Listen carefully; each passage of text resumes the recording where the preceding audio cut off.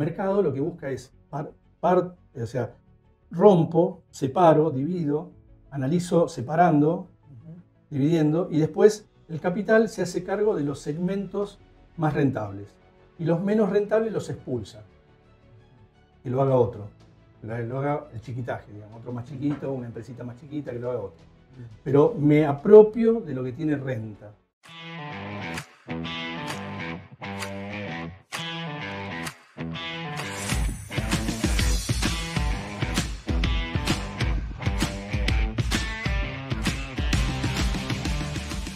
Bienvenidos a Encuentro, una iniciativa formativa de este espacio de la red, Encuentro para el Desarrollo. Hoy estamos con un invitado muy especial, estamos con el licenciado Juan José Sánchez, licenciado en Administración, licenciado en Comercio Internacional, pero también es graduado en Superior en Gestión Empresarial de Barcelona, España, y está terminando una maestría sobre Economía Social. Y bueno, vamos a conversar sobre este tema tan interesante, tan importante y con tanta vigencia para hoy, que es la economía social. ¿Cómo estás, Juan José? Un gusto tenerte acá en este espacio. Hola, ¿qué tal? Bueno, muchas gracias por la invitación y bueno, dispuesto a conversar, a charlar sobre estos temas. Así es. Bueno, primero, para conocerte un poco, sos de Buenos Aires, te viniste ya hace muchos años a Catamarca. ¿Por qué no nos contás un poco cómo fue esa experiencia, esa inmigración interna? Bueno, yo en realidad conocí antes la zona del interior de Catamarca, o sea, conocí antes Medanitos y Tatón que la ciudad de Catamarca, ¿no? Sí. En el año 84 veníamos con un grupo misionero de la parroquia donde estábamos en Buenos Aires. Veníamos a misionar, a ver, digamos, era toda una experiencia que nos transformó, nos cambió la vida a nosotros más que seguramente que a la gente de Medanitos y Tatón. Pero bueno, cuando volvimos a Buenos Aires, ese enero ya febrero del 84, ya no éramos los mismos, ¿no? La verdad que la presencia de un otro igual pero distinto nos había transformado. Entonces, esta experiencia de encontrarnos con gente que vivía en un contexto totalmente distinto. Nosotros veníamos a misionar, a dar catequesis, digamos, colaborar en alguna cosa.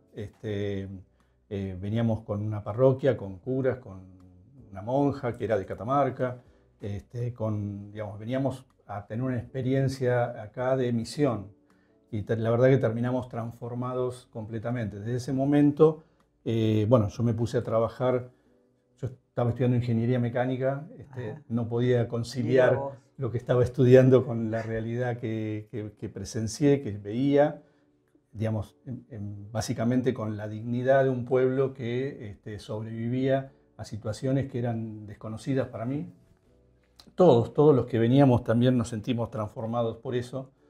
Me acuerdo que cuando volvíamos y entramos a Buenos Aires, en un micro alquilado, nos largamos a llorar, ¿no? Por el contraste de esta vida digna, pero humilde, sencilla, con la vida compleja, la vida brutal de la ciudad. En el año 86 creamos una ONG en Buenos Aires que teníamos un proyecto de procuración de fondos, de procuración de recursos, haciendo sensibilización y concientización en Buenos Aires para financiar un proyecto que sea todo el año en Catamarca. Nos pusimos en contacto con una ONG de Catamarca, con Bienaventurados de los Pobres, BP, a través de otra organización que era INCUPO, el Instituto de Cultura Popular, a la cual el Servicio Cristiano de Cooperación, con el cual trabajaba mucho. Y empezamos a pensar en un proyecto y a financiar. Pudimos financiar 3 años porque después vino la hiperinflación y las crisis en ese momento. Uno ahora ya le parece algo muy alejado, pero la crisis en Buenos Aires, los saqueos del supermercado y bueno, ya resultó muy difícil procurar recursos para Catamarca, pero desde Catamarca, de la Asociación BP, consiguió otras fuentes de financiamiento para poder desarrollar un proyecto en Medanitos y Tatón.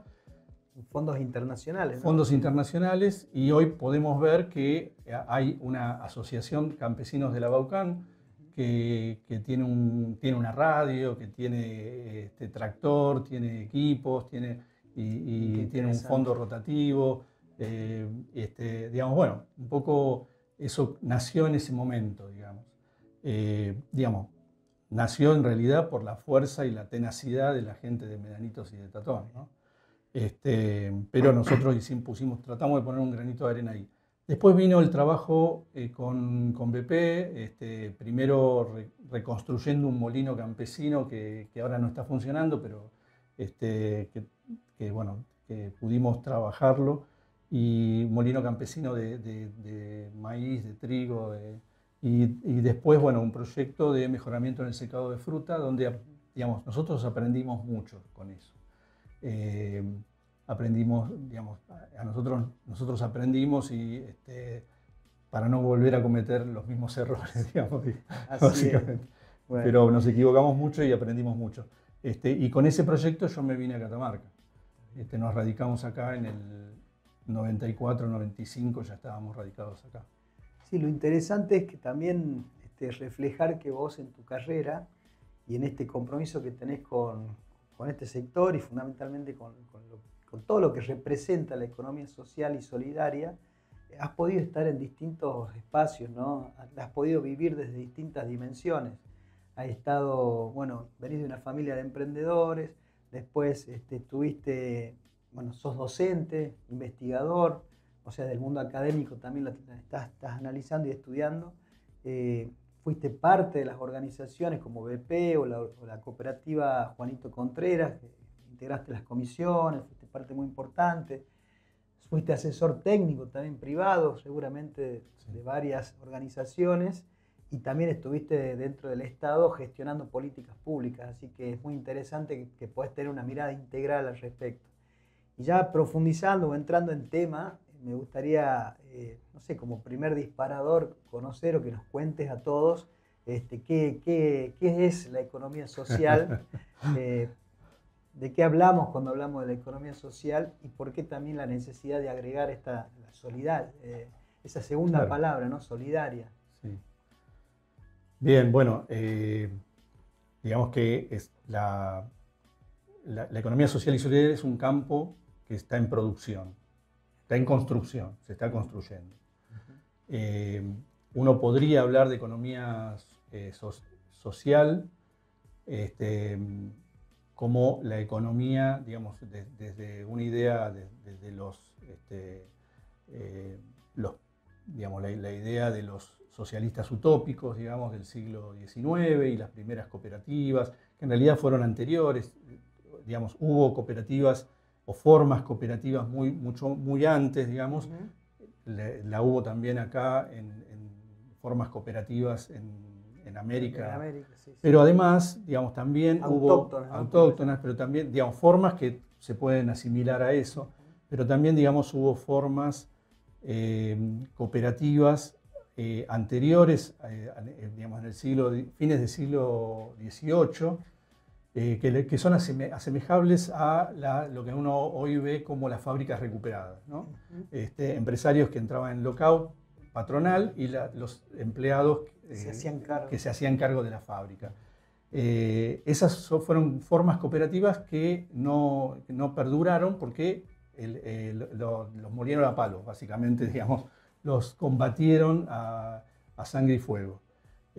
Bueno, las cooperativas, digamos, tienen ese antecedente y esas formas tradicionales de cooperativismo, de mutualismo, de asociativismo, es lo que se reconoce como las formas de economía social tradicional. Hoy hablamos de una nueva economía social.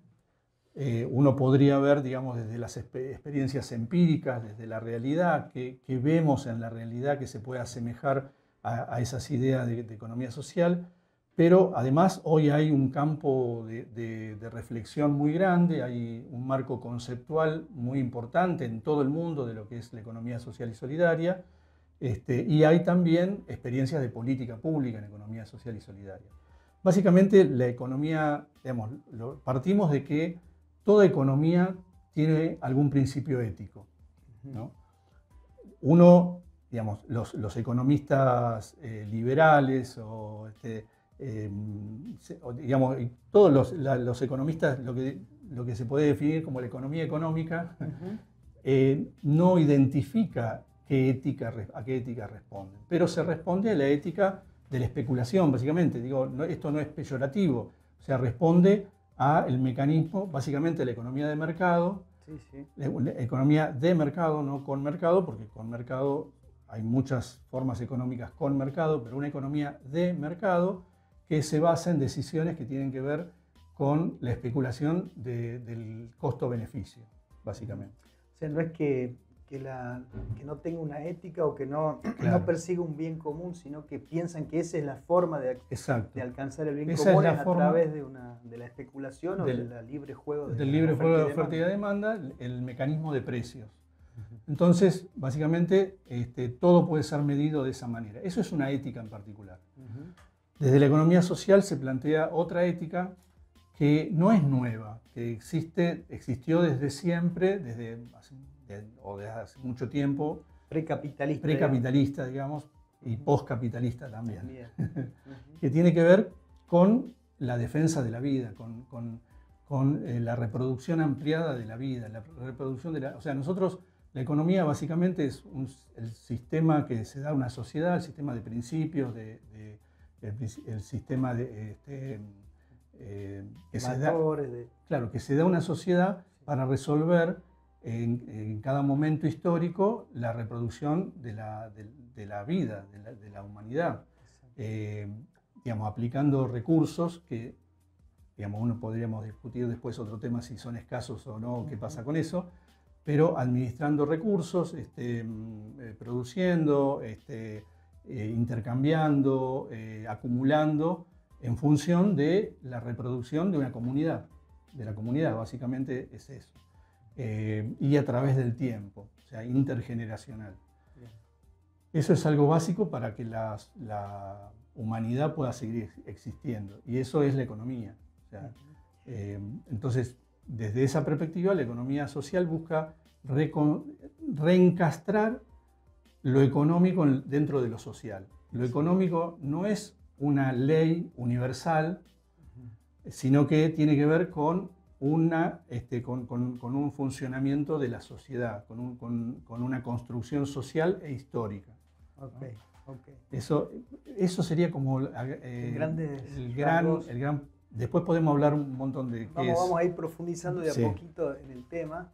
En principio, por lo que escucho, tenés una economía que de alguna manera construye sociedad, ¿no? Exacto. También he leído algunas cosas tuyas, así que para esta entrevista, construye sociedad y de alguna manera tenés alternativos con la economía de mercado que construye un tipo de sociedad, y ustedes proponen, o quienes profesan y promueven la economía social y solidaria, una economía que construye otra sociedad, ¿no? Más basada en valores de solidaridad, de respeto por el medio ambiente y otros valores, digamos, comunes de comunidad o valores colectivos, ¿no? En ese sentido, bueno, te quería preguntar también ahí, se habla mucho de la economía social, y también se habla mucho hoy que está de moda estas palabras de emprendedurismo, emprendedores.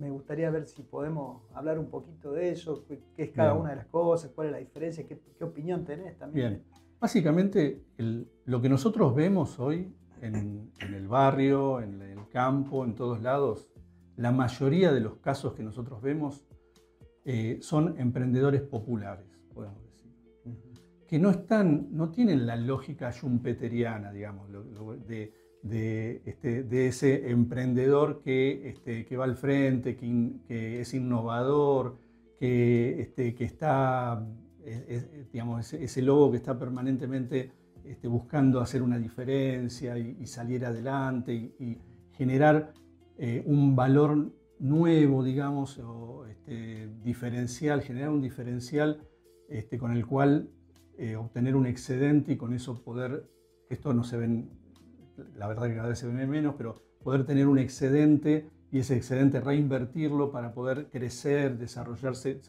digamos, crecer. Esta idea de la gradualidad, de la evolución, digamos, de un emprendimiento hacia una micro o una pyme, eso uno no lo ve, ¿no? Está muy poquito, puede haber, digamos, hay, pero son muy pocos. En realidad lo que uno ve mayoritariamente tiene que ver con emprendedores populares, que tienen otra lógica, otra racionalidad, y que la mayoría de las veces, tengo que decirlo, es más sustentable que el emprendedurismo schumpeteriano, ¿no?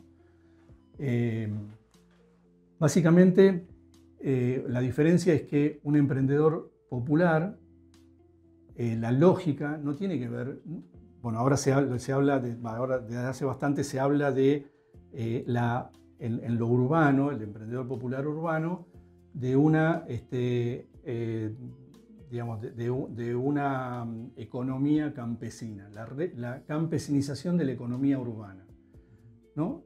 Esto que antes se daba solamente en el campo, que eran los campesinos típicos, campesinos digamos, que minimizaban el riesgo, no buscaban maximizar la ganancia, sino minimizar el riesgo, que eran optimizadores en ese sentido, pero buscaban la optimización que buscaba era el menor riesgo posible, ¿no? La diversificación, la pluriactividad, muchas actividades, no poner todos los huevos en la misma canasta, es la regla campesina número 1, sino multiplicar en muchas actividades. Después, invertir, invertir conforme al aumento de la capacidad familiar. O sea, yo tengo más hijos, hago un esfuerzo ahora y después mis hijos van a ser fuerza de trabajo que me van a ayudar a desarrollar mi emprendimiento. En Catamarca hay un montón de casos de esto, ¿no? Esa es una lógica que no es la típica lógica schumpeteriana, ¿no? de innovar, de desarrollo innovador. Y yo no puedo decir que una es mejor que la otra, digamos, porque las dos tienen que ver con la búsqueda por sostener la vida, creo, en todo caso. Tengo que pensar que tiene que ver con eso. Y lo que sí puedo decir es que la mayoría de las veces la lógica, esto que se llama recampesinización o campesinización de la economía urbana, muchas veces es más sustentable que otras lógicas. Por eso desde la mirada del técnico, yo como técnico, no puedo ir y decirle al emprendedor qué es lo que tiene que hacer.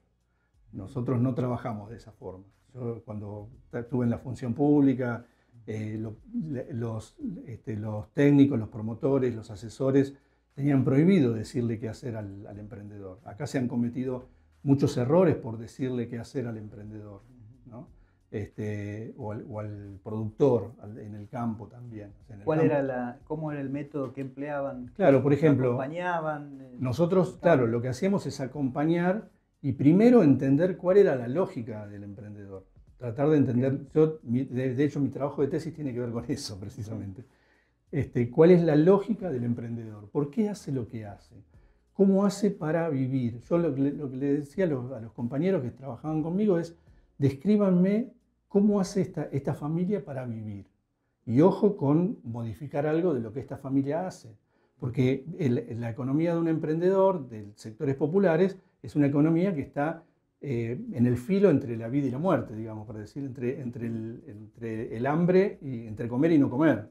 Emprenden para subsistir, claro. Digamos. Acá uno podría describir muchos casos de asesoramientos, por ejemplo, en las colonias, donde ha habido problemas de este tipo. Se ha asesorado mal, algunos hicieron caso, otros no, gracias a Dios, pero hay familias que la pasaron muy mal por asesoramiento de los técnicos. Entonces hay que tener cuidado con eso. Primero hay que buscar entender cuál es la lógica, entender de qué viven y después, bueno, a partir de eso, esto es lo que hablábamos antes, de poder hacer preguntas fuera del micrófono, sí. poder hacerse preguntas y poder hacer que la gente se haga preguntas, y ahí vea si quiere mejorar o no. Nosotros trabajamos en programas de microcrédito, por ejemplo, con emprendedores que son básicamente lo que hacen, lo hacen para mantenerse vivos, y para, digamos, hay algunos que trabajan, lo hacen por una especie de hobby, podemos decir, pero no sería un hobby, no sería la palabra exacta. Pero lo hacen porque les gusta hacerlo y se sienten bien haciéndolo. Pero a lo mejor muchas veces hemos detectado que le da pérdida lo que hacen. Bueno, ¿qué otros ingresos tienen que invierten en eso? Que les da los gratifica interiormente, ¿no? Digo, ¿está bien o está mal eso? Y no sé, yo no podría afirmar que esté mal. Digo, esa gente vive, a lo mejor vive con un subsidio, eso es otro tema, tenemos que evaluar eso. La mayoría, la gente que yo conozco, trabaja. En general los sectores populares trabajan y trabajan mucho, y con ingresos muy bajos. Hoy vemos, bueno, la gente buscando qué hacer para poder aumentar los ingresos. Pero básicamente mi mirada es que no todos son emprendedores schumpeterianos. Y qué interesante esto de que planteaste al principio que la mayoría, por lo menos tu experiencia de campo, que viviste en distintos ámbitos, pues decir, la mayoría no son emprendedores a este estilo schumpeteriano. Pero sin embargo, hoy en el mundo de las redes sociales y todo lo que el sentido que se va construyendo, ¿no? A partir de estos medios, pareciera ser que solamente están visibilizados estos emprendedores individuales que buscan un... Pero es muy interesante eso. Que no está visibilizado el trabajador popular con una idea pero más incluso, colectiva, ¿no? Pero incluso que el individualismo en su máxima expresión, yo tengo que trabajar y me va bien, me va mal, pero lo cual no está mal. Yo en eso también comparto, no es que uno no está jugando para nada, cada uno tiene derecho a elegir el camino en su vida y también buscar su sustento para ser feliz, para poder, digamos, vivir, para sustentarse en la vida, pero es como que está visibilizado en las redes hoy solamente un tipo de emprendedor. Pero es muy interesante porque yo me puse a investigar un poquito, no mucho, pero cuánto había invertido, por ejemplo, hay muchos influencers ahora que están de moda, no sé, vos, por ejemplo. Sí, no sé si estoy de moda, pero... Pero ahora que están de moda los influencers, las redes y todo esto, yo me puse a investigar digamos, dónde estaba el punto de equilibrio, cuándo empezaban a ganar plata los influencers a monetizar. A monetizarse. ¿Cuándo empezaban a monetizarse y cuánto había pasado hasta que empiezan a monetizarse y a tener ingresos que puedan ser adecuados a la actividad que hacen, ¿no? Y pasan 2, 3, 4 años hasta que tienen ingresos adecuados, ¿no? Y son una minoría también. Entonces, esto me resulta muy interesante porque si uno hace una evaluación estricta de costo-beneficio, digamos, y sobre todo si hace una evaluación financiera, digamos, del tiempo que va a tardar en recuperar todo lo que tuvo que invertir, bueno, no es viable, digamos, desde una evaluación financiera, digamos, hay una inversión en tiempo, en dedicación, en equipos muchas veces, ¿no? Que es muy superior a los ingresos que pueden llegar a tener hasta que alguno la pega. Y después hay un mercado paralelo que no se ve, digamos, que es el de los cursos. ¿No? Como que influyen también generando contenidos para promover esta idea de estas iniciativas privadas que son muy interesantes, pero lo que están buscando también es vender un curso de formación y cómo yo te puedo ayudar a que seas ese gran emprendedor que uno está mostrando como estereotipo, ¿no? Pero me interesa también esto, que por lo menos a mí no me llega, mi algoritmo no me manda información de lo que es la economía popular, no veo mucho contenido, no sé si, seguramente existe, ¿no? Existe, pero sobre como todo está muy de moda lo otro. En Facebook y TikTok sobre todo hay mucho contenido de economía popular. Claro, el algoritmo hay que ver qué Sí, pasa sí, con también eso. las preferencias. ¿Dónde Pero en TikTok hay mucho contenido de economía popular, hay de todo, digamos, hay de todo. Y te va orientando al público.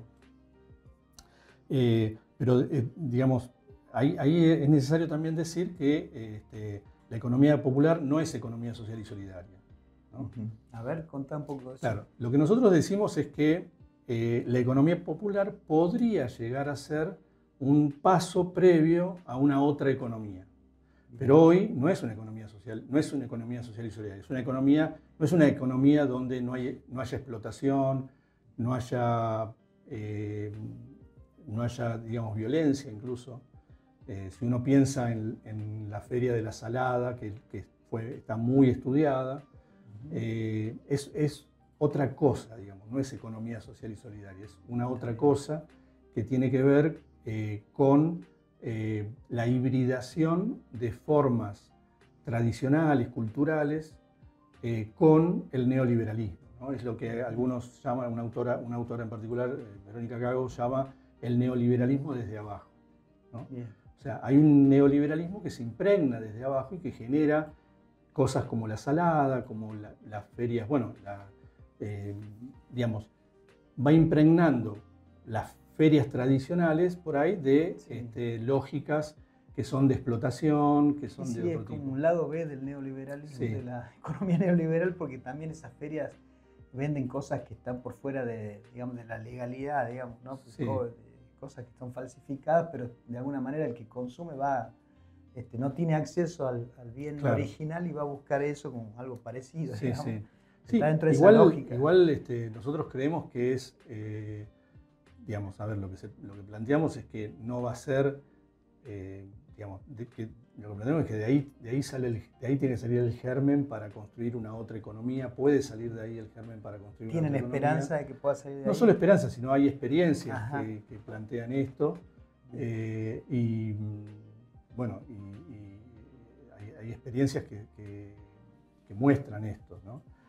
Digamos, ahora también todas las experiencias muestran que sin la intervención del Estado esto no va a pasar. Bueno, eso es interesante también que después lo desarrollemos, pero claro. Quería decirte que leí algo tuyo que me gustó mucho, muy gráfico, que decías que, creo que es tuyo, la economía social y solidaria no es una economía para los pobres o de los pobres, sino que también es una economía política, también es una alternativa a la economía de mercado. Bueno, eso...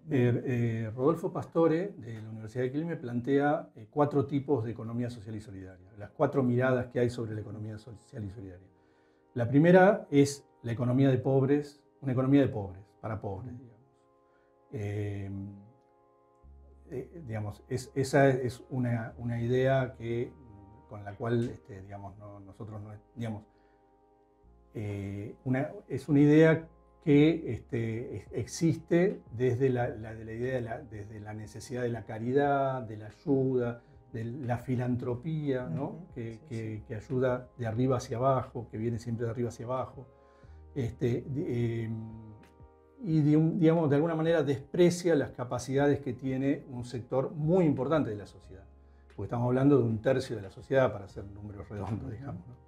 De sectores populares que se la rebuscan. Nosotros hablamos del rebusquen, muchas veces no hablamos tampoco de emprendedurismo ni de emprendedores, sino de gente que se la rebusca, porque es así, gente que se la rebusca.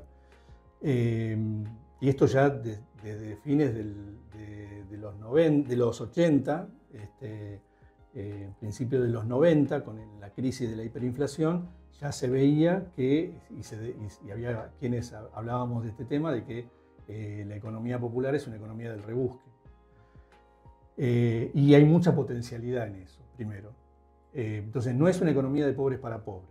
Es el primer tipo, digamos, aunque en algún momento, en la emergencia, es necesario asistir, ¿no? Un segundo, Pastor le llama tipo A. Tipo B sería la economía social como rueda de auxilio. O sea, la economía social es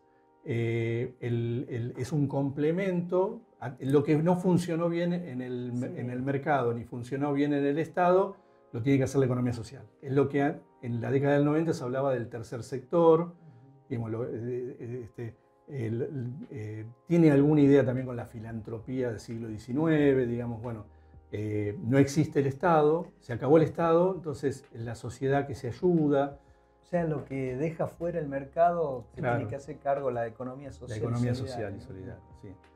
Esa tampoco es la mirada que tenemos nosotros, aunque puede ser que en algún momento sea necesario eso, ¿no?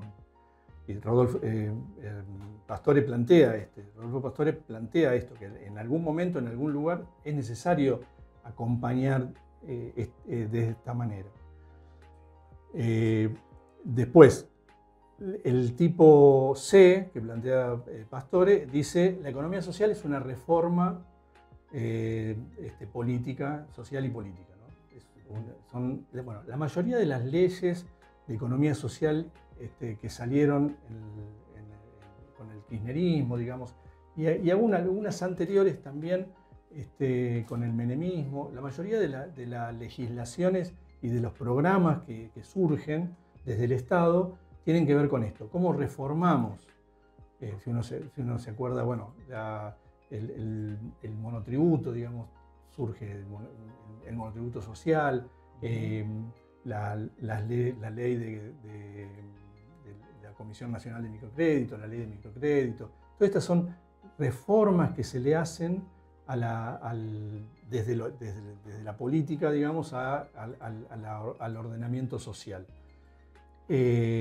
Ahí estamos más cerca, digamos, pero también Rodolfo Pastore lo que plantea es decir, bueno, esto es necesario, va a ser necesario siempre, pero no completa lo que es la economía social. Y después hay el D, que es la economía social como un proyecto transformador de la sociedad, ¿no? Que no es un proyecto de hoy para mañana, ¿no? Es un proyecto más largo que tiene que ver, digamos, José Luis Coragio, otro profesor, una eminencia en economía social de Argentina, lo que plantea es el pasaje de una economía mixta a una economía plural. Y esto ya se está dando algo de esto. ¿Qué quiere decir esto? Nuestro sistema económico no es un sistema, solamente un sistema de mercado, ¿no?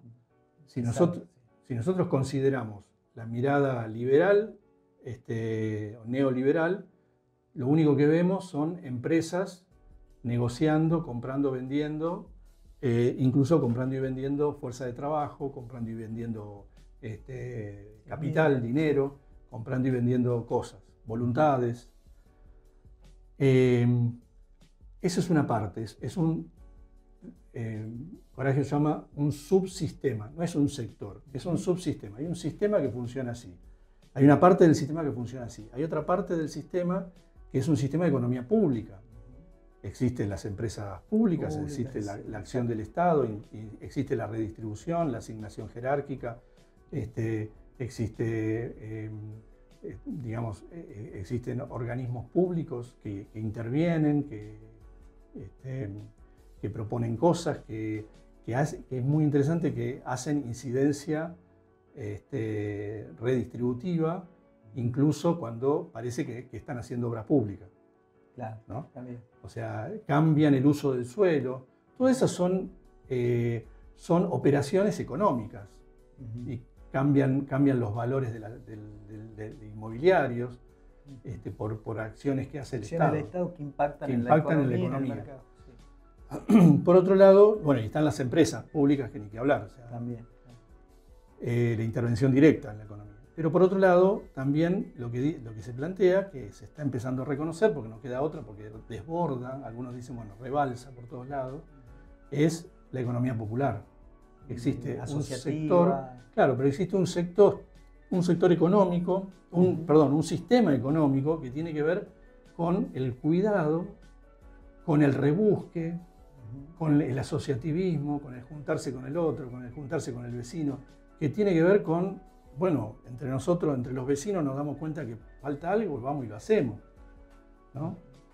Que no es filantropía tampoco, ¿no? O sea, No, no, se entiende. Tiene que Y ver está dentro con de la solidaridad horizontal. Se lo suele ubicar dentro de lo que se habla de la informalidad muchas veces. Claro. Que no sé si es exactamente eso, pero... Bueno, ahí hay una discusión, porque digamos, cuando se habla, en los momentos de crisis es cuando más se habla de la informalidad, y en los momentos de crisis el sector de la economía capitalista o del mercado son los más informales. Claro. Porque, digamos, sí, en muchos aspectos sí. Claro, por eso, ¿no? Entonces, pero de hecho es un sector que está fuera de las reglas, de las normas, pero no, digamos, no tiene que ver con, hay algunas teorías... Perdón, de las reglas del mercado, en definitiva. De las reglas del mercado. Pero bueno, hay muchos que están con monotributo social, no sé si creo que ya no lo sacaron, más, sí. pero bueno, digamos, hay mecanismos financieros, todo que también ellos se utilizan. Claro. Bueno, suele hablarse como que no está dentro de lo que sería el bajo relación de dependencia, ¿no? Eso, claro. Ni en lo público ni en lo privado. Sí, claro, pero digamos, podría existir relación de dependencia, digamos, podría haber alguna empresa que funciona con una lógica distinta a la lógica mercantil, estricta, digamos, al costo-beneficio, digamos, al mecanismo de precio. Como las fábricas recuperadas que hablábamos. Como las fábricas recuperadas. Bueno, en ese caso no hay relación de dependencia, son cooperativas, pero podría haber, digamos, en Brasil hay, en Chile yo vi también, por ejemplo, hay empresas gestionadas por el sindicato de la empresa en Chile. No sé si sigue existiendo todavía esas empresas que vi, pero hay algunas empresas que tienen esa experiencia. O sea, los sindicatos son por empresa, o sea, no tiene nada que ver con Argentina. Y hay algunas experiencias donde el dueño del capital le entrega la fábrica al sindicato y el sindicato gestiona la empresa mucho más eficiente que lo que gestiona el empresario. Esos son casos también... Sí, Alemania también es un ejemplo de eso. Sí, sí. Bueno, en Europa hay muchos tipos de sociedades que reconocen el aporte del trabajo. En Argentina solamente tenemos las cooperativas de trabajo, no tenemos otra forma. Nosotros estamos acostumbrados a entender por economía solamente a ese sector chiquito de economía de mercado. En todo caso, agrandándolo un poquitito más, sobre todo desde la mirada peronista, qué sé yo, agrandarlo y decir, bueno, es el privado y el Estado y el privado, ¿no? Sí. Y acá no, acá hay otra cosa que hace economía también y que no tiene la lógica del... Y bueno, y entonces decías que hay una economía mixta que va hacia la economía plural. La economía mixta es la economía que está hegemonizada por el sector, por la economía de mercado. Bien. Nosotros cada vez empieza a verse más la productividad particular que tiene el sistema de economía comunitaria, lo podemos llamar economía comunitaria. Enseguida te voy a decir, yo mezclando algunas cosas y trabajando con campesinos de Santiago del Estero, nosotros digamos, con la gente de Santiago del Estero y con dichos andaluces de mi papá y de mi abuelo, nosotros decimos que hay un sector, hay un sector del partir, ¿no? El mercado lo que busca es o sea, rompo, separo, divido, analizo separando, dividiendo, y después el capital se hace cargo de los segmentos más rentables y los menos rentables los expulsa, que lo haga otro, que lo haga el chiquitaje, digamos, otro más chiquito, una empresita más chiquita, que lo haga otro. Pero me apropio de lo que tiene renta. Esta lógica de partir se ve en un montón de cosas, en un montón de lados. Entonces hay una economía que es del partir. Hay una economía que es del repartir, que es la economía del Estado. El Estado, a través de los tributos, de los impuestos, recauda y después reparte según un orden jerárquico. O sea, el presupuesto, que en Nación no tenemos, el presupuesto hace un orden jerárquico. Esto es importante, esto es importante. Los jubilados no son importantes, los sacamos. Eso es un orden jerárquico de prioridades, de qué financiar y qué no. Digamos, cómo se reparte. Pero después hay una economía del compartir, que es la economía de la comunidad, la economía popular, la economía de la comunidad, que no está exenta como dijimos antes, de explotación, de distintas cuestiones, pero no tiene una lógica de la reproducción ampliada del capital, sino que la lógica siempre es la reproducción de la vida, de como sea, a como dé, el rebusque, digamos. Entonces, la economía plural, y esto es lo que el Estado desde las políticas públicas tendríamos que empezar a ver, hay que tener en cuenta los tres subsistemas, y actuar en, digamos, la idea de economía plural es una economía que reconoce esos tres subsistemas y reconoce la productividad particular que tiene cada uno de ellos. Bien. Excelente. Y también, ¿qué se dice mucho? A ver, ¿cómo podemos pensar la economía social? Relacionamos muchas veces con, hay como un prejuicio, como estereotipos que se crean, que se suele vincular la economía social y solidaria a una cuestión vinculada a la tierra, a muy pequeña escala, tal vez de actividades manuales o artesanales. Podríamos pensar que esto es incorrecto, que es un estereotipo, que hay otras experiencias distintas, claro, a otras escalas, que de alguna manera discuten, no que se hace cargo de lo que descarta el neoliberalismo o la economía de mercado, más precisamente, sino que tiene una acción propositiva, que tiene metas de crecimiento. Se puede pensar también que trabaja ahí claro. o lo descartás porque decís, no, eso es competencia. ¿Cómo lo No, vemos eso? no, o sea, nosotros estamos viendo una foto hoy, pero en realidad habría que ver toda la historia completa. Bien. Digamos, en algún momento de la historia se termina de instalar el capitalismo, fue largo, pero se termina de instalar, creando el mercado de trabajo. Bien. Y a partir de ahí, las empresas de capital, o sea, los dueños del capital, la burguesía, digamos, los dueños del capital usaron esa herramienta para acumular, para, digamos, tener un excedente y acumular ese excedente. Después, bueno, digamos, mercantilizando, por supuesto, mercantilizando el trabajo, mercantilizando los recursos naturales. Después, bueno, vino un proceso digamos, de democracia social, digamos, El estado de bienestar. El estado de bienestar, la imposición, digamos, de normas que regulaban, que protegían al trabajador contra la explotación. Pero, digamos, básicamente el mercado, digamos, los dueños del capital, esa burguesía original, se apoderó de una capacidad de tener un excedente. El Estado no busca un excedente, pero el Estado tiene métodos para regular eso, para poder desarrollar empresas o venderlas, digamos, depende de los momentos históricos. Ahora, la comunidad no tiene esas herramientas, no tiene una capacidad de lograr un excedente, apropiarse del excedente que genera, porque vive, digamos, en la relación salarial, por un lado, y bueno, ahora cada vez hay más, una porción mayor de la población. Cuando hablamos de asalariado, estamos diciendo de proletariado, o sea, familias que están metidas, están integrando este subsector, subsistema de economía de la comunidad, que son vecinos, que venden su fuerza de trabajo en el otro sistema. Sí. Esa unidad doméstica forma parte de la comunidad, forma parte de esa lógica de defender la vida, de cuidarse, de cuidarnos, de hacer que los hijos estudien, de si logro hacer alguna diferencia, la pongo para que mi hijo esté mejor, claro, no para reproducirla en la bolsa o en el sistema financiero.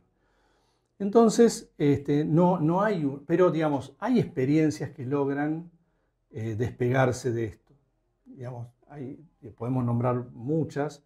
De hecho, bueno, hay todo un sector, que es el sector de las fábricas recuperadas, que lograron legitimar socialmente, todavía no legalmente, porque la mayoría no tienen la posesión definitiva, pero lograron legitimar socialmente la defensa de los medios de producción autogestionados por la cooperativa de trabajadores que quedó después del abandono patronal. Lo legitima, se hizo de capital legítimamente, legitimado por la sociedad, para poder producir y lograr un excedente que le permita mejorar lo que hacen.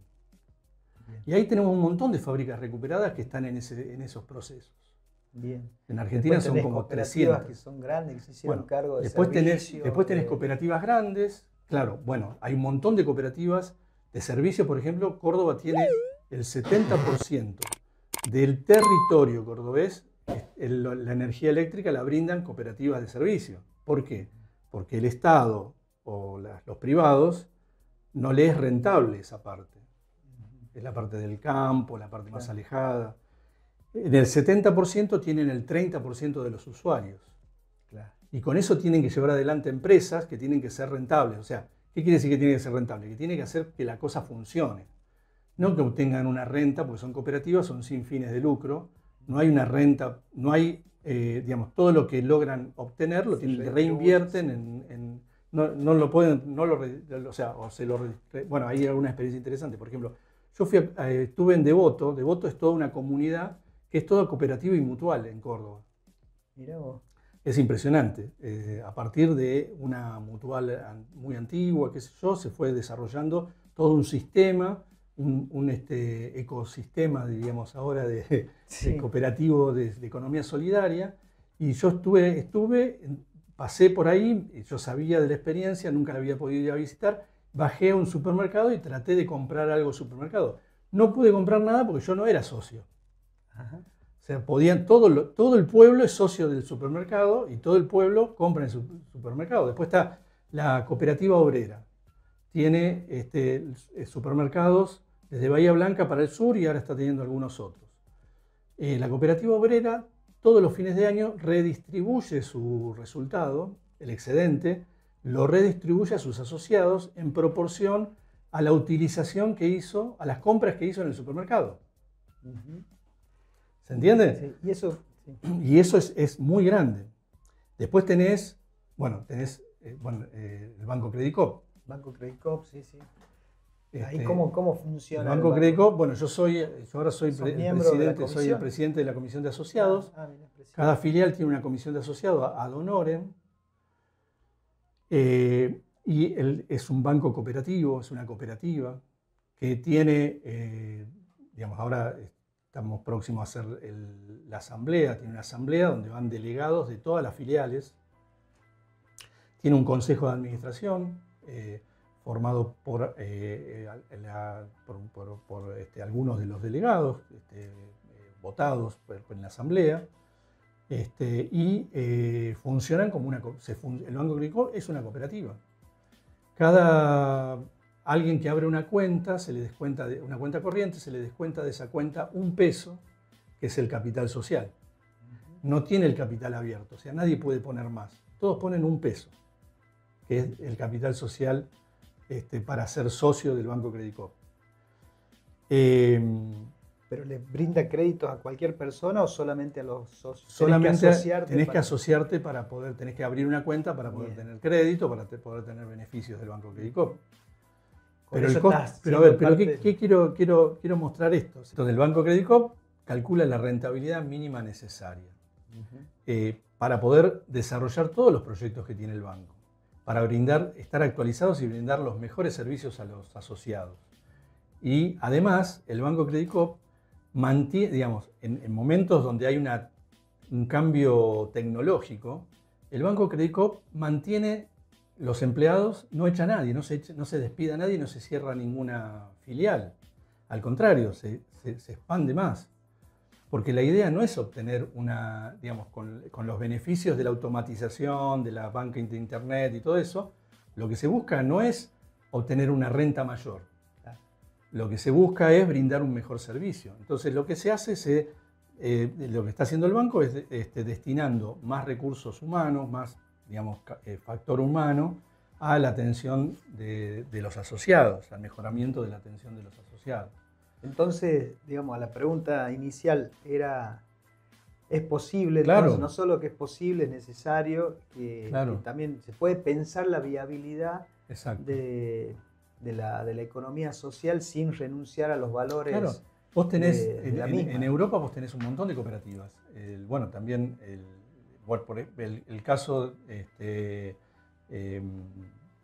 la cooperativa, el Grupo Económico Mondragón en País Vasco es un grupo impresionante, tiene hasta una universidad en País Vasco y tiene un montón de empresas cooperativas, incluso que participan del programa espacial europeo.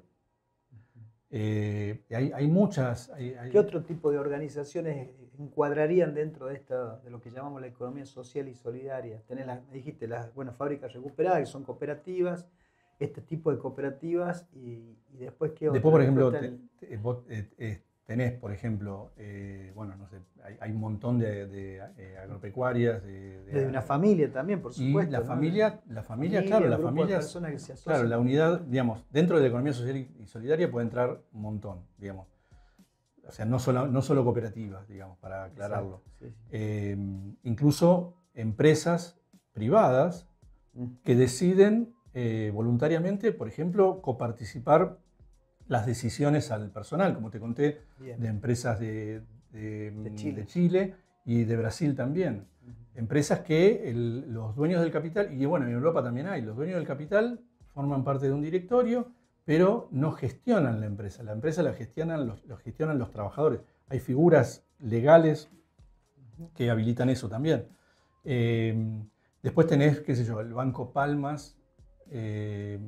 ¿España? Palmas de Fortaleza de Brasil, que tiene una moneda social y que hay una red de bancos con moneda social.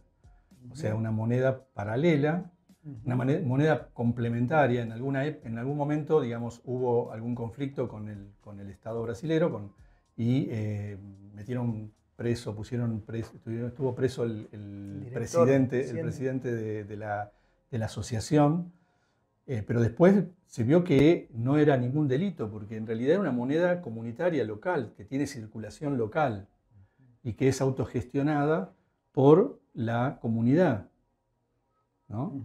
Después, bueno, hay un montón de casos, bueno, así de organizaciones, bueno, y después todas las campesinas, todas las cooperativas, digamos que hay desarrollo muy grande. Hay cooperativas de patrones, que habría que discutir ahí qué pasa, y hay cooperativas de campesinos. En toda América Latina hay un montón de cooperativas de campesinos y, por supuesto, en todo el mundo, ¿no? Desde las más chiquititas hasta las más grandes, y después sistemas de asociación de cooperativas, ¿no? Nosotros, por ejemplo, en la cooperativa Juanito Contreras estamos en una red de alimentos cooperativos que ahora está armando una personería jurídica propia. De la red de alimentos cooperativos son un montón de cooperativas y otro tipo de organizaciones de todo el país que se están organizando para hacer circular alimentos producidos por fuera del sistema tradicional de producción, ¿no? O sea, los sistemas monopólicos que suelen ser los sistemas de alimentos. Bien. Y que generan inflación. Cosas. Recién hablábamos de que estamos en una economía mixta con 3 subsistemas. Uno de ellos es el que impulsa el Estado, o que tiene como centralidad el Estado. Pero te quería preguntar también el rol del Estado para avanzar hacia economía plural o pluralista que mencionabas, en términos de políticas públicas. ¿Qué puede hacer el Estado o qué está haciendo el Estado, si nos puedes contar? Bien, voy a contarte qué puede hacer el Estado. Porque qué puede hacer, o sea, qué puede hacer, no qué está haciendo, porque eso es más difícil de, digamos, pero bueno, porque aparte no lo delimito en un lugar, digamos, en claro, el mundo. ¿qué está haciendo en el mundo? ¿Qué está haciendo en el mundo? Bueno, nosotros hemos sistematizado eso con la idea de la rueda de la economía social y solidaria. Que es una rueda que tiene 6 puntos, que no son cronológicos, digamos, hay que hacer todo junto, digamos. Lo planteamos que hay que hacer todo junto, pero sí metodológicamente conviene ordenarlo de alguna manera. Entonces, Es decir, lo que planteamos siempre, cuando me tocó estar en alguna función pública, es lo primero que hay que hacer es acompañar lo que la gente ya está haciendo. Bien. O sea, lo peor que podemos hacer nosotros es decir que lo que hace está mal, que lo que hace es feo, que lo que hace no sirve. Lo primero que hay que hacer es acompañar lo que la gente ya hace. Y a partir de ahí proponer o ver cómo poder mejorar eso que la gente ya está haciendo. Porque no es cierto que la gente no esté haciendo nada. O sea, la gente, digamos, los sectores populares, pensándolo desde el Estado, pensándolo desde un tercio de la población por fuera de los mercados tradicionales, ¿no? Entonces, lo primero que hay que hacer es ver qué ya está haciendo la gente. O sea, seguro que está produciendo algo, vendiendo algo en el barrio, algo está haciendo. Entonces, ver qué está haciendo y acompañar eso que está haciendo. Lo segundo tiene que ver con la apropiación de capital. O sea, hay un problema central en la economía popular que es la baja dotación de capital, de medios de producción y de capital productivo, de medios de producción. Entonces, buscar sistemas de apropiación legítima de medios de producción. Esto que decimos que las cooperativas, las fábricas recuperadas, las empresas recuperadas han logrado de apropiarse de recursos legítimamente que les sirven para reproducir el trabajo, digamos, poder reproducir de mejor manera el trabajo que estaban haciendo bajo patrón antes. También sistemas de crédito, de acceso al crédito. Ahí hablamos, bueno, hay un primer piso que tiene que ver con el microcrédito, con el crédito para capital de trabajo, la generación de formas de garantías que tengan que ver, que potencien también otros puntos de la rueda, como la garantía solidaria, otro tipo de... Pero el acceso a recursos, ese es el segundo punto, el acceso a recursos. El tercer punto tiene que ver con lo que podemos plantear como la regeneración de saberes. No hablamos de capacitación, pero no quiere decir que no se requiera capacitación. Pero hablemos de regeneración de saberes. Y esto por ahí después lo podemos charlar un poquito más con el tema de la tecnología, porque no es cierto que la gente no sepa cosas. La gente sabe y sabe muchas cosas. Los conocimientos de la gente, de los sectores populares, no están alineados con las necesidades que tienen para desarrollar, para mejorar y poder desarrollar todo el potencial que tienen.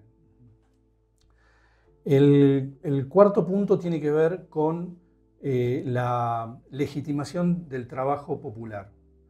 Hay una estigmatización del trabajo popular, hay una estigmatización de lo que pueden hacer los sectores populares.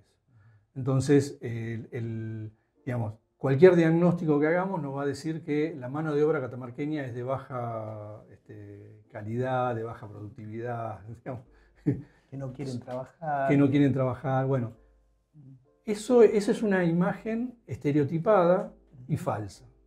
Entonces, digamos, hay una tarea de comunicación, una tarea política de comunicación importante que puede y debe hacer el Estado respecto a las capacidades que tiene la gente. Si nosotros solamente ponemos el acento en la necesidad de capacitarse, estamos diciendo que la gente no sabe. Ahora, si nosotros buscamos la regeneración de saberes, por un lado, y por el otro lado, comunicamos esto que la gente sabe y puede hacer, y lo comunicamos desde lo político, desde los medios de comunicación, de todos lados, digamos, vamos a estar transformando este estereotipo del catamarqueño, digo el catamarqueño, pero puede ser el riojano, puede ser de cualquier lugar, ¿no? De los sectores populares que no saben, que no pueden, que son feos, sucios, no sé, un montón de cosas. Claro. Entonces hay una cuestión de la transformación de la imagen que autopercibimos de nosotros mismos. Pero también tiene que ver con calificar el trabajo dotando a la economía popular de derechos. Digamos, habíamos avanzado mucho en el tema de derechos, se había comenzado con un registro de la economía popular, que a partir de ese registro iba a dar la posibilidad de que digamos, y teníamos formas como que no son perfectas, que había que perfeccionar, que es como el monotributo social, u otras formas, que eran los primeros pasos hacia un reconocimiento de derechos. Bueno, hay que avanzar sobre eso también en este punto particular, que es la legitimación del trabajo popular. Bien. El quinto punto es, todo esto implican acciones que el Estado puede hacer, coordinadas. ¿no? Sí. Sí. El quinto, que no es solo poner plata. no es solo, digamos, y lo más importante no es la plata, en algunos casos puede ser importante, pero digamos, no es solo poner plata. El quinto punto tenía que ver con la construcción de nuevos mercados.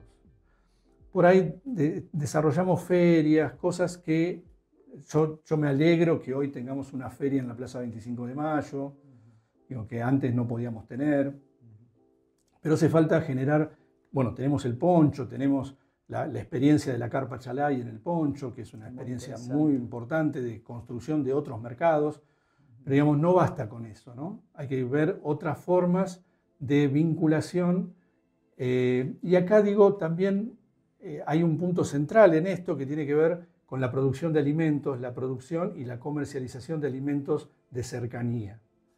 Bueno, eso es otro tema que da para otro podcast.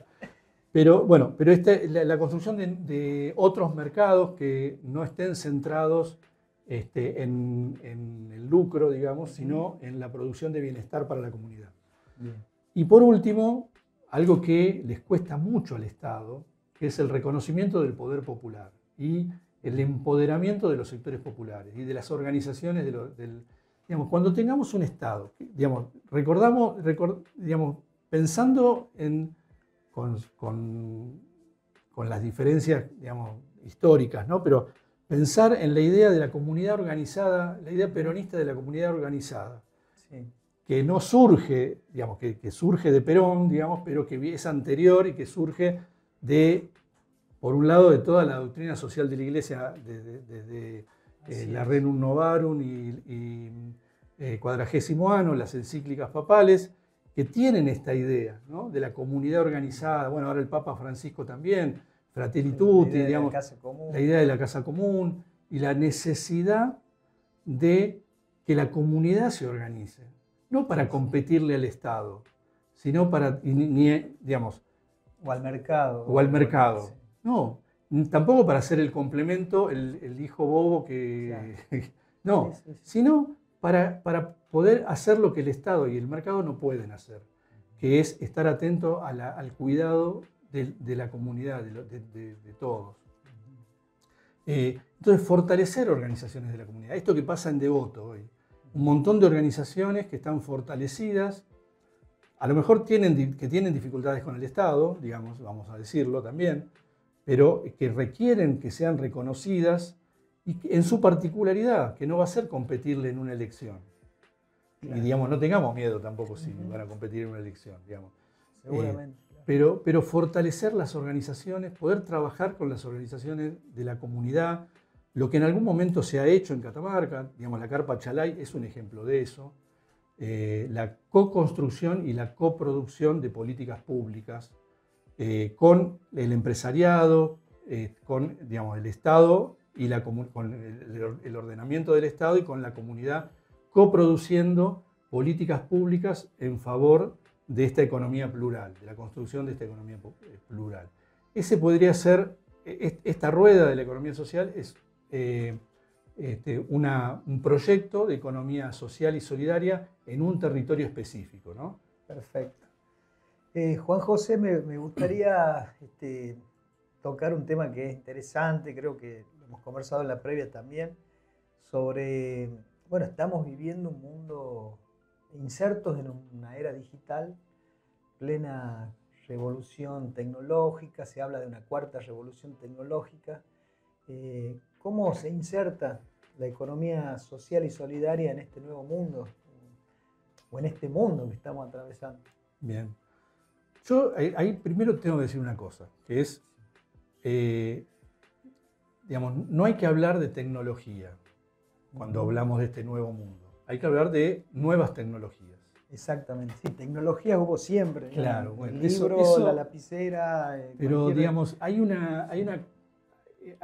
en el discurso que tenemos muchas veces, cometemos el error de decir, bueno, esto es tecnológico Sí, y sí, esto sí. no es tecnológico. Así es. Digo, en un arado hay tecnología, Exactamente. ¿no?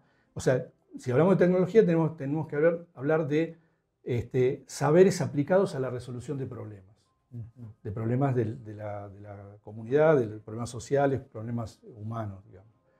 Entonces, eso es lo primero que hay que decir. Y lo otro que me interesaría también marcar es que estas nuevas tecnologías iluminan, es un cono que esto es de un autor, es de Dussel, es un cono que ilumina una parte de la realidad. Y nos estamos olvidando de un montón de partes que fueron iluminadas por otras tecnologías y por otras cosas. Entonces, sería muy interesante que una primera cosa que tenemos que hacer es tratar de integrar todo el saber que tenemos como comunidad humana, tratar de integrarlo en formas nuevas de tecnología, digamos, de aplicaciones tecnológicas. Eso en primer lugar. Entonces, digamos, ni que hablar si nos ponemos a hablar de la salud, de las tecnologías, digamos, hay un montón de cosas que estamos dejando de lado y que son... ¿Cómo impacta, decía, en la salud? Sí. ¿no? Después, digo, estamos yendo a un mundo, no sé, algunos hablan de tecnofeudalismo, ¿no? Un nuevo mundo, una nueva era, que sin duda va a dejar mucha gente en el camino, digamos. O sea, eso es una preocupación, tiene que ser una preocupación de todos. A ver, básicamente, ¿qué es lo que está pasando? ¿Qué veo yo que está pasando? Hay un aumento exponencial del ratio tecnológico. Vamos a explicar esto en castellano. Por favor. Pero lo que está pasando con las nuevas tecnologías es que crece mucho el costo de generar un puesto de trabajo. Nosotros pensamos en la tecnología en reducir costos, ¿no? Entonces estamos reduciendo, digamos, en tecnologías que a través de la digitalización, de la automatización, de la robotización, reduce costos, pero expulsa gente. Sí. ¿No? Entonces tenemos que pensar qué vamos a hacer con esa gente que expulsa. O la otra es pensar, bueno, por ejemplo, yo no conozco mucho, pero he leído algunas cosas de China. China tiene un sector agrícola de producción de alimentos inmenso, con mucha fuerza de trabajo. Nosotros todo lo contrario, Argentina es todo lo contrario. El sector agropecuario es uno de los que menos trabajo... Se va tecnificando cada vez más. Está tecnificado. China tecnificó las fábricas, producen, no sé, de todo, chip, todo lo que nosotros vemos está producido en China. Sí. Pero los alimentos lo producen cerca de las fábricas y con mucha mano de obra. Con gente que a lo mejor, digo, no sé, lo que algunos plantean es que digamos, hay una explotación de la mano de obra, ¿no? Hay que verlo, pero el pueblo chino comienza a comprarse autos con la última tecnología. Sí, hubo un proceso de incorporación a la clase media. De incorporación de la clase negra, de millones de chinos, manteniendo una producción intensiva cerca de las ciudades. Acá hacemos todo lo contrario. Acá traemos la lechuga, no sé, de otro lado. Sí. Entonces, hay un montón de cosas que se pueden hacer en esto. Primero, pensar el tema de los alimentos. Digamos, si queremos bajar costos en serio, tenemos que producir alimentos baratos. No tener los alimentos vinculados al costo del commodity, al costo internacional. Nosotros, el precio del pan está dado por cuánto cerró el trigo en Nueva York. Claro. O sea, es una locura. Entonces tenemos que poder producir, hacer producción de cercanía de alimentos. para asegurar el alimento en las ciudades y para incorporar mucha gente en una producción, reduciendo los costos de logística, los costos, los costos que tomamos de los precios externos. Por otro lado, hay todo un desarrollo posible en esto que hablamos, digamos, y en todo esto están las cooperativas, está la economía social. De hecho, bueno, hay una federación de cooperativas tecnológicas en Argentina, FACTIC. Hay una cooperativa que es GECOP, o sea, lo que hacen es desarrollar tecnología.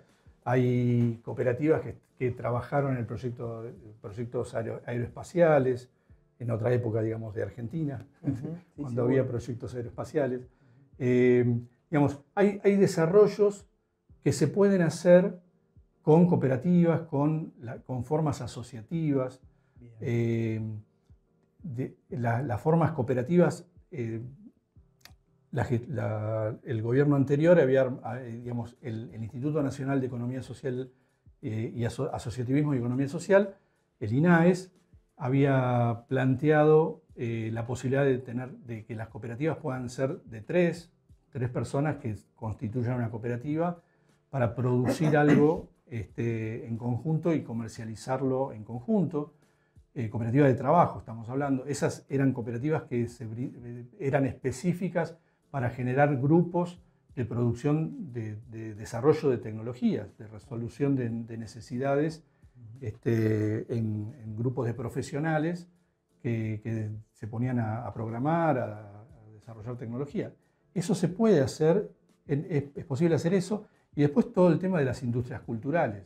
Sin duda creo que hay un campo muy grande de las industrias culturales donde la forma cooperativa es casi, en algunos casos, hasta casi natural. Sí, donde se desarrolla mucho. Se desarrolla mucho en eso, en donde, bueno, hoy qué sé yo, hay grupos de rock que son una cooperativa de trabajo, digamos, que autoproducen sus materiales.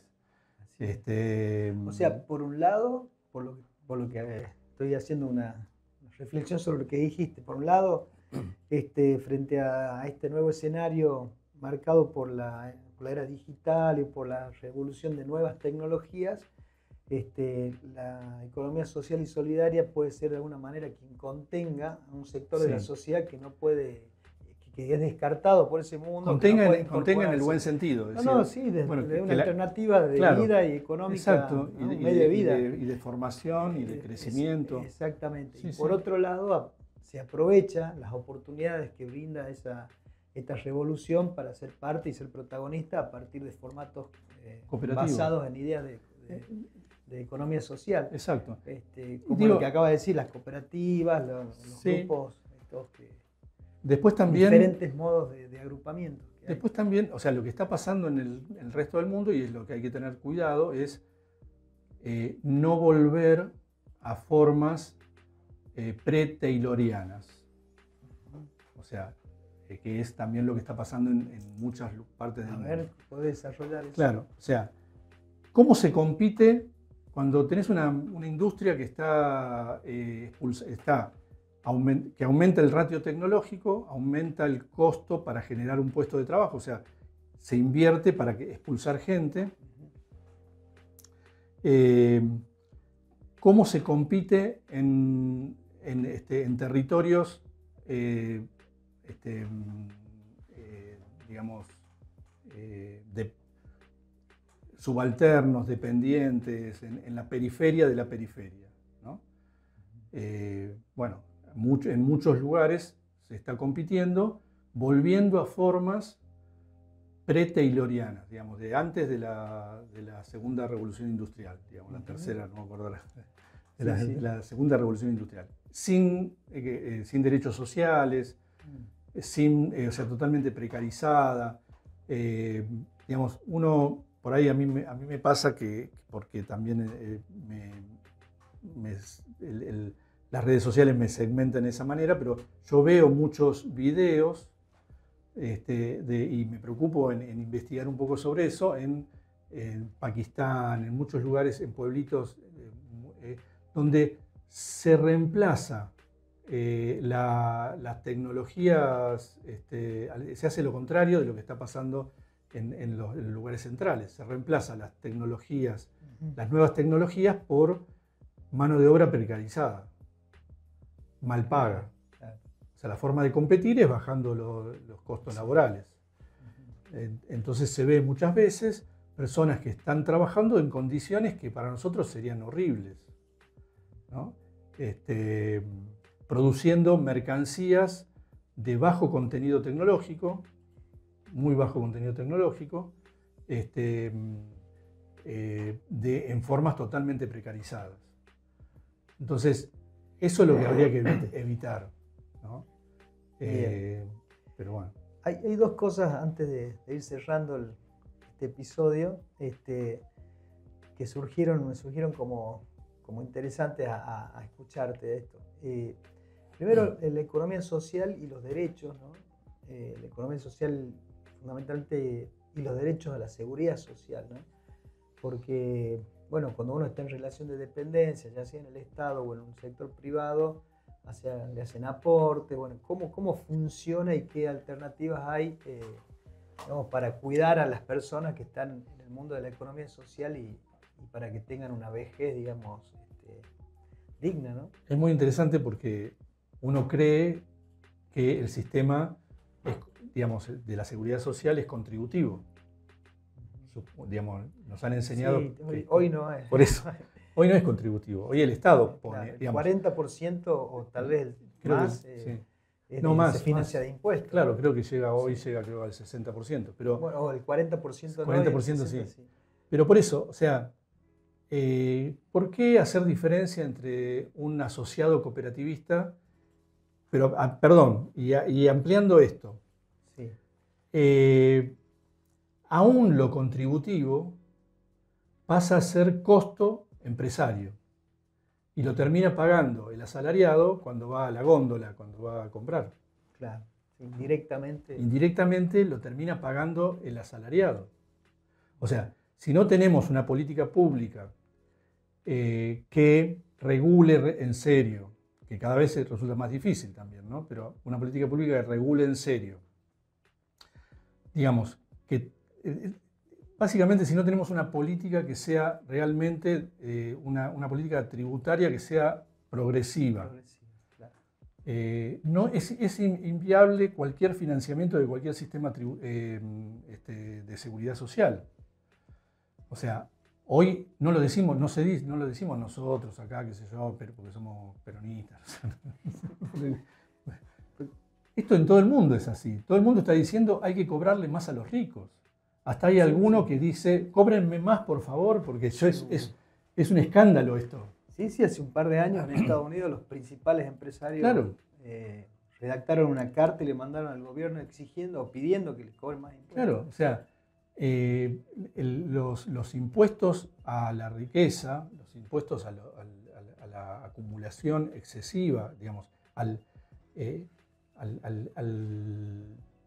digamos, la acumulación extraordinaria, porque realmente es así, digamos, es necesario recaudar más ahí, es necesario tener una mayor presión ahí y bajar la presión en las micro y pequeñas empresas, digamos. Así es. Porque si no, es el empresario que trabaja en la empresa es el que termina asumiendo los costos, porque no puede trasladar a precio todo el aumento de los costos que tiene. Los medianos y los grandes, muchas veces en mercados monopólicos, digamos concentrados, hiperconcentrados muchas veces, logran imponer precios y obtener ganancias extraordinarias que después se reparten. Así es. Ahí hay que recaudar para poder financiar estos sistemas. Digamos, y tendría que tener, digamos, no un monotributo social, sino tendría que haber un sistema específico para las organizaciones de la economía social, digamos, para las cooperativas básicamente, porque en Argentina casi exclusivamente las cooperativas de trabajo, digamos, las cooperativas de trabajo deberían tener una ley específica, primero, porque no es lo mismo una cooperativa de trabajo que una de cualquier otro tipo de cooperativa, son distintas. digamos, las cooperativas de trabajo, el objeto central de la cooperativa de trabajo es generar trabajo. Claro. Las otro tipo de cooperativas brindan servicios. O sea, las cooperativas de trabajo y las cooperativas de productores familiares, decíamos nosotros, y esto se estaba, con el gobierno anterior, se estaba imponiendo, deberían tener una regulación específica que contemple que lo que hacen es generar trabajo.